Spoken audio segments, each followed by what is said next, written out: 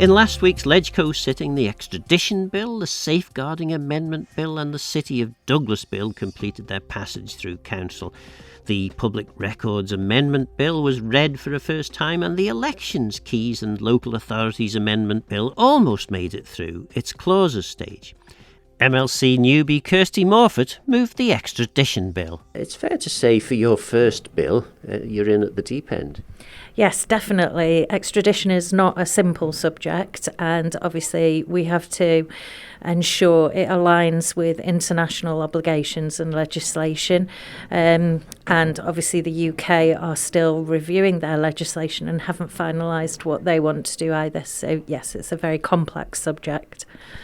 And whereas it's a relatively simple piece of legislation in terms of what it does, it amends various things to bring up to date our legislation.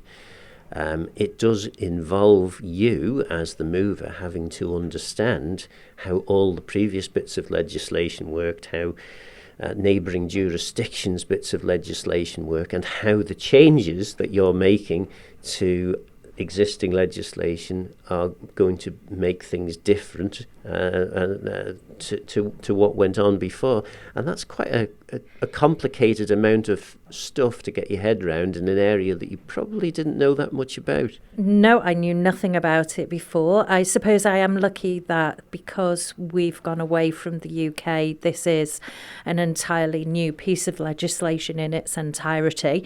So that enabled me to understand the core elements of it first, what was required. A lot of research with other small island jurisdictions, Jersey and Guernsey particularly. I think Jersey have been through a couple of extraditions, so learning from their experiences.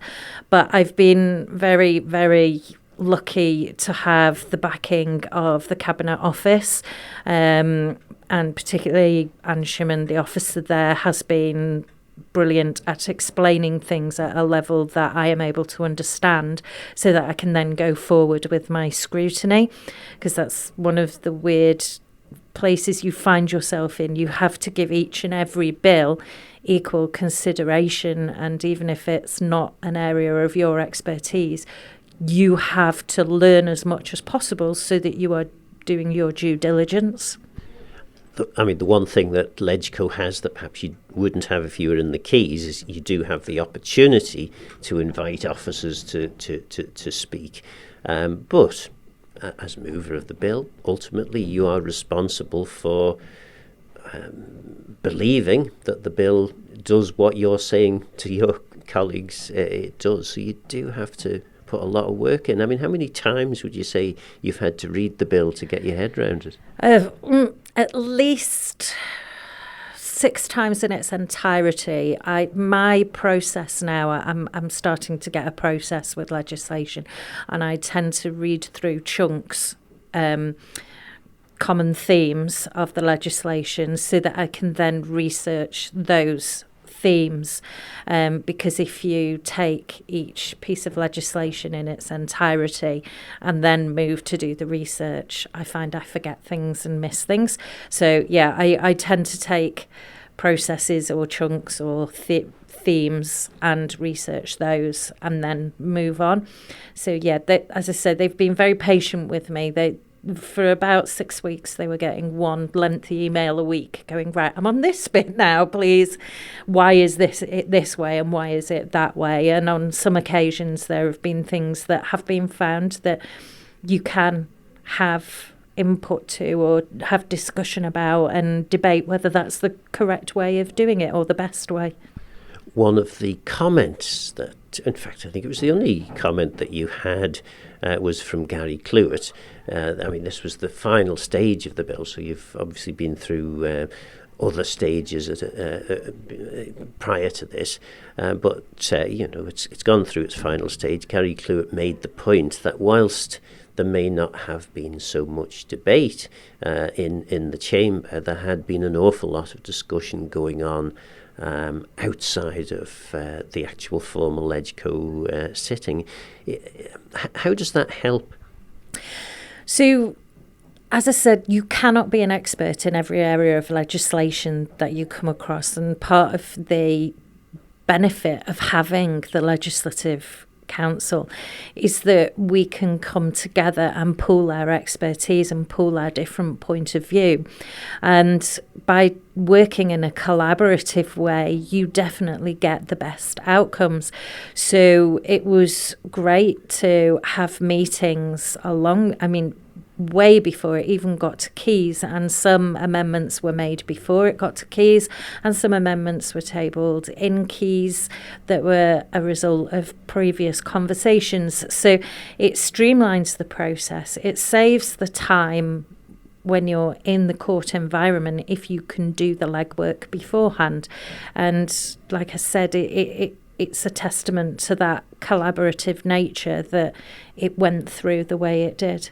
And it's not, because I imagine people would be quite alarmed and saying, this is hiding what should be a public debate, so we don't get to find out what the members think. But effectively what you're talking about here is quite technical, detailed stuff. It's not policy principle. Policy principle tends to be discussed actually in the more formal branch sitting. Yes, so LegCo, the Legislative Council, the policy principle isn't our job. The policy principle is for the House of Keys, the consultation process, and the other stakeholders that will have fed into that. Legislative Council's role is to scrutinise, review, and ensure that the legislation fits that purpose, that policy. So a lot of our debate is around that and is around research and that side of things. We always have the opportunity to speak, as I did today on the safeguarding bill, on the importance of information sharing. And so we can have things put on the record if we want to ensure that the community can see that, but also that it's there for posterity, for the future, if we need to go back to it.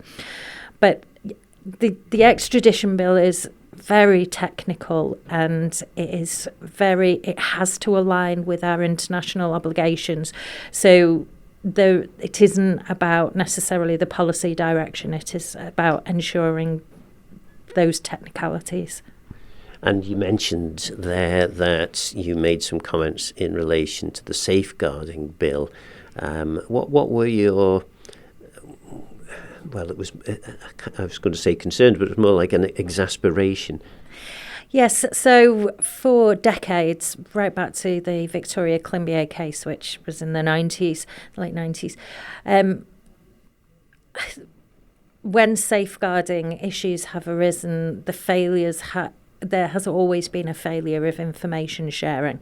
And that's been found consistently through all the serious case reviews. So to reach 2025 and still be having the same failures, it's hard to believe that these are still consistent failures. And it's also, whilst all of the legislation very clearly states if there's a risk to others, then you can breach the confidentiality. They have found that they have had to put that in legislation to ensure that there is absolutely no confusion about the duty to share information.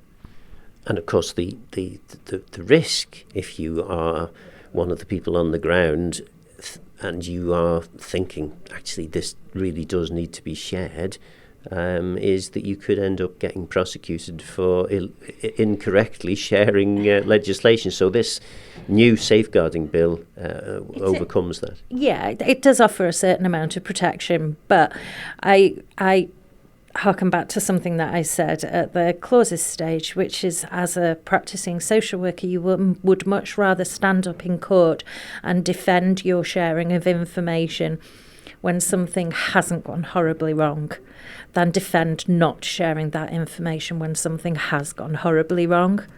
And I think most practitioners would agree with that logic. That was Kirsty Morfett, MLC. Diane Kelsey had two bills to move. The first was the Safeguarding Bill. So final stage on the Safeguarding Act, which is Amendment Act, and this is just to make some provisions to make it much clearer, especially for people working in the safeguarding sphere, of what their duties are as regards to sharing information, but also making sure that they feel legally supported in that process. And this was a discrete part of the whole safeguarding legislation, because we heard from Kirsty Morfett that there are other potential concerns with that. Yes, I mean, obviously safeguarding, it's relatively new legislation here on the Isle of Man.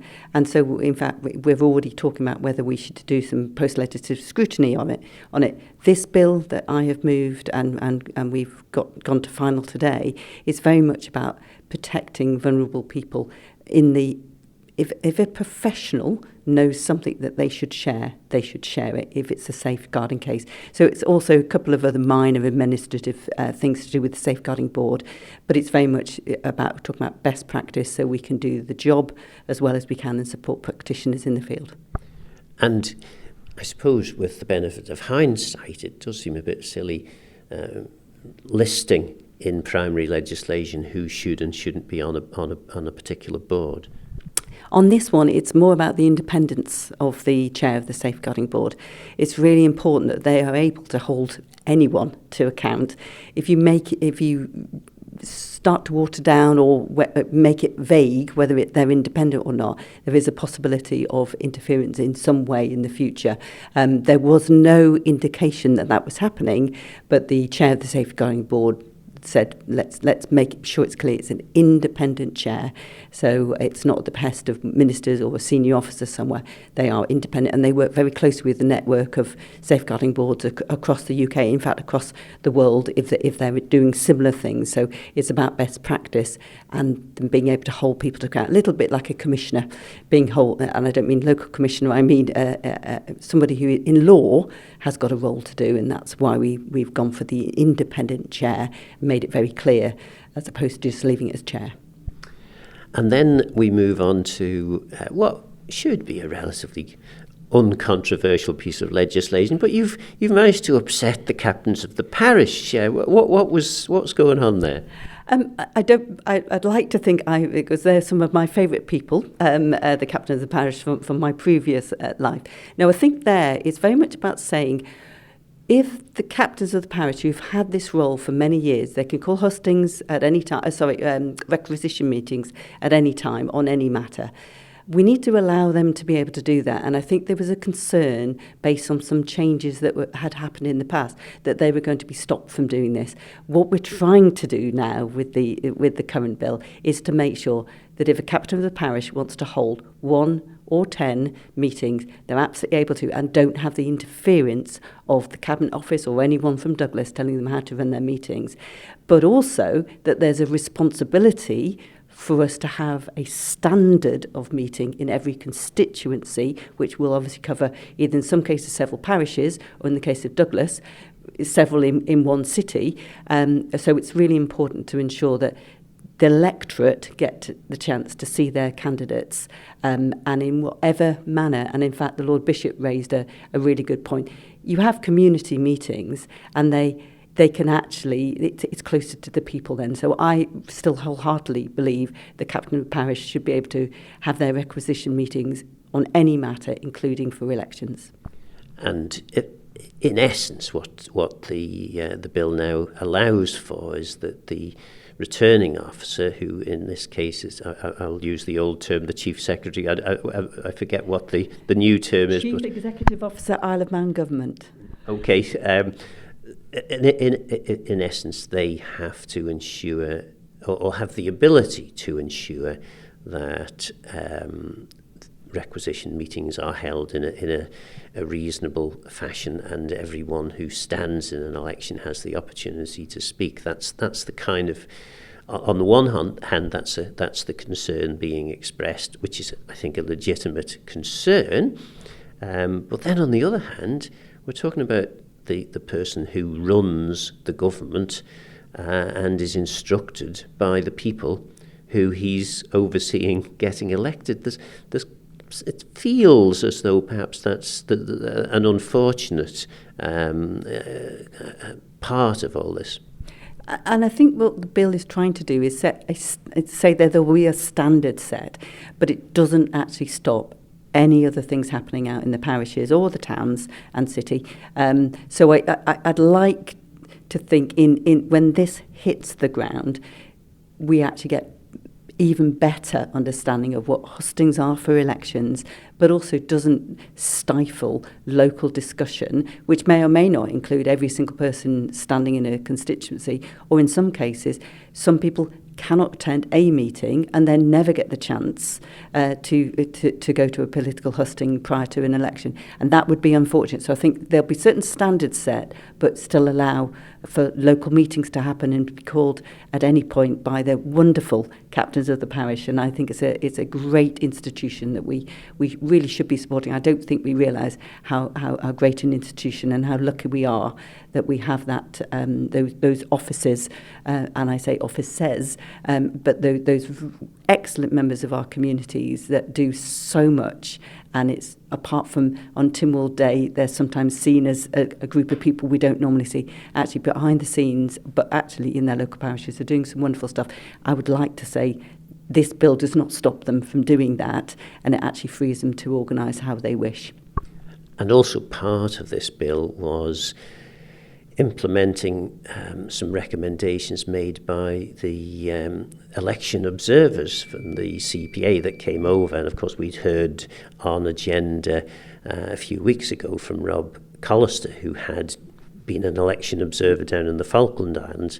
So this role, it's quite an important role, and they've made recommendations again to the Cabinet Office, and changes have been made. Yes, and I think we also heard today Mr. Cluett, my honourable colleague, who has recently been to a St Helena election in an election observer role. We will have people come and observe our next election. It's about that sharing best practice and understanding where things just aren't quite right. We also had our electoral commission that picked up on some of the post-election stuff from 2021. So this has all been informed by people locally, people internationally, but also by our own commission that was set up and reported, I'm going to say 18 months ago, but some excellent work that's been done and will be done again, and we will never rest. We need to make sure that democracy is our democratic processes are as robust and modern as we can make them within an Isle of Man context. That was MLC Diane Kelsey, calming the nerves of the captains of the parish. Next, Tanya August Phillips. You took the Public Records Bill through, was it through clauses? No, actually it was principles. The bill itself sort of looks at improving the preservation of and access to records preserved by the Public Record Office. So that includes proceedings of the Council of Ministers and sort of harmonises the island's public records legislation with the Freedom of Information Act and with the Data Protection Act.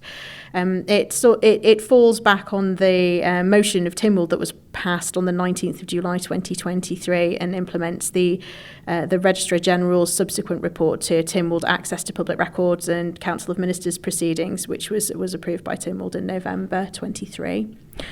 And how does this change things? So, for someone who's interested, I don't know, in looking up the minutes of the Andres Parish Commissioners from 1910, how does this impact on them? So essentially, it modernises the public records legislation to improve the preservation and access. But essentially, it changes the date at which records are transferred to the Public Record Office is reduced from the current 25 years to 20 years, that's after the records were created. So the effect would be that non-sensitive records would be made available to the public 5 years earlier than the current provisions.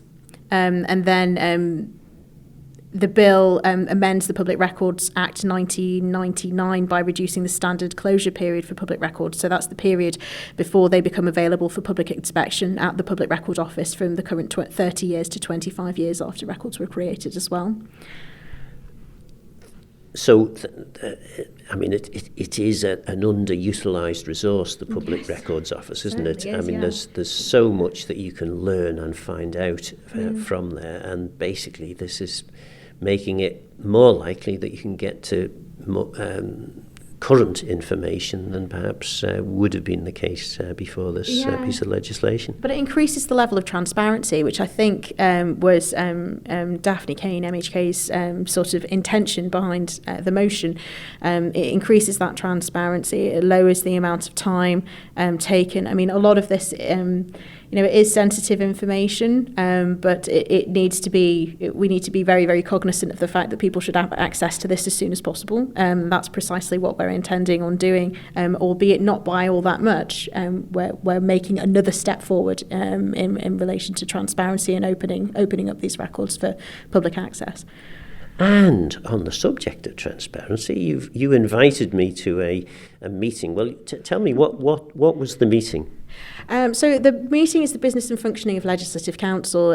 Obviously, we have our government work. I've got 2 departments, for example. We've got our parliamentary work, committee works, and branch work, and Tynwald work. So Legislative Council, a lot of us are on government departments. A lot of us understand where all of our legislation is up to in various different government departments, and we are essentially trying to manage our workload as and when it's coming up. Arranging for sort of evidence sessions would be arranged from Business and Functioning of Legislative Council. We've recently put out a report on post-legislative scrutiny of the charities regulation and registration legislation. That came from Legislative Council. It's something that Westminster Foundation for Democracy, for example, is very, very interested in, because we're doing post-legislative scrutiny, which is an evaluation of our legislative work after 3 to 5 years post-implementation. And that's the sort of thing that, to a certain extent, I suppose people would think you would do anyway. But I'm very much aware. I mean, there's loads of bills that I got through when I was a minister, and I don't think anyone's looked at them since.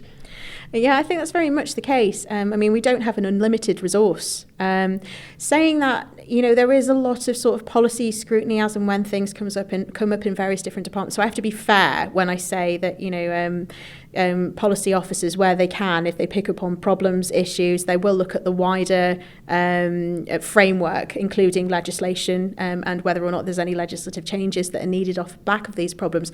But this is very much a proactive approach.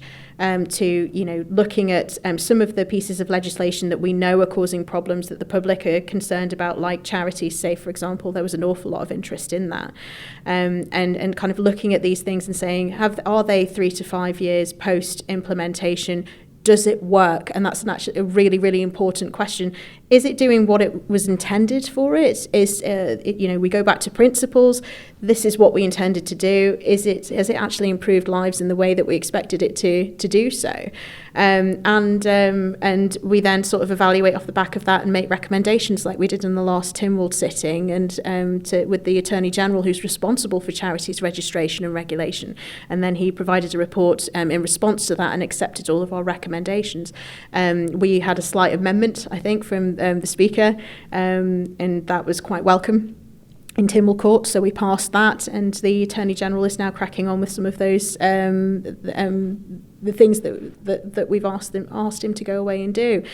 So now we're looking at our next piece of post-legislative scrutiny down on the list, the priority list that LegCo members themselves put forward, and that we're very, very willing to accept suggestions as well from members of Keys and also from members of the public on.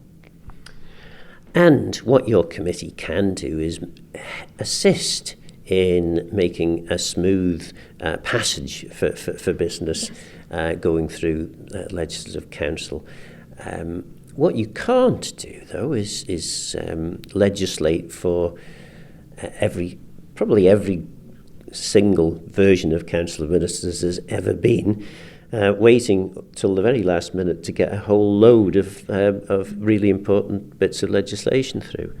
Yeah, I'd agree with that. There's an awful lot of legislation that's coming through, and it is a final year before the election, a parliamentary year before the election. So we're trying to manage our workload accordingly as best we possibly can by sort of collaborating together and ensuring that whatever passes through the branch is getting that proper quality assurance and that proper quality check.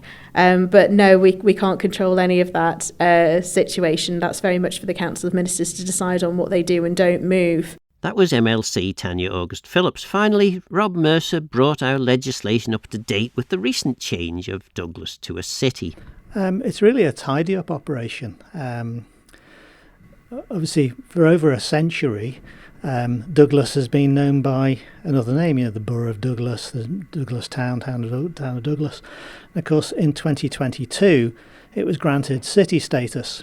So really, this is just a tidy-up operation, looking through the various statutes that are referred to and bringing them up to date to reflect that new city status. Because there are lots of bits of legislation, particularly relating to local government, that have references to Douglas in them. So, yes, it's quite a troll to go through and find all those bits of legislation and then amend them or possibly even rescind them because they're no longer relevant. That's right. I mean, also some of the offices, for example, some of our legislation still had references to aldermen. Of course, it's an office that no longer exists. So as part of that tidy-up operation, those obsolete references have been revoked or removed. That was MLC Rob Mercer. So what do you think? Good to see legislation finally moving through the branches after a very light legislative programme for the first 4 years of the Cannon administration. Have the captains of the parish been persuaded to call off the militia?